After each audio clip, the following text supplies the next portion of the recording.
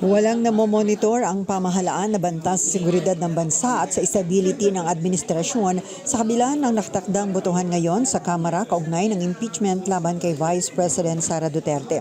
Sa panayam dito sa Senado, sinabi ni Defense Secretary Gilbert Chodoro na walang banta at walang anumang natutunugan sa hanay ng mga aktibong sundalo. Ayon sa kalihim, mula pa noong EDSA 2, laging nagkakaroon ng mga haka-haka pero hindi naman namuo ang anumang magkilos mula sa militar. Sinabi ni Secretary Chodoro na may political process at ginagampanan ng mga sundalo ang kanilang tungkulin at hindi sila dapat makialam sa politika. Meron naman anya na ilang retiradong military officials na lantaran ang mga anti-government activities. Malaya anya ang mga ito na magpahayag pero wala silang impluensya sa mga ito. Ito sa Patrol 19, Celly Ortega Bueno, para sa Impila Metodong Lakas, DWIC, nagbabalita ng tama, naglilingkod ng tama.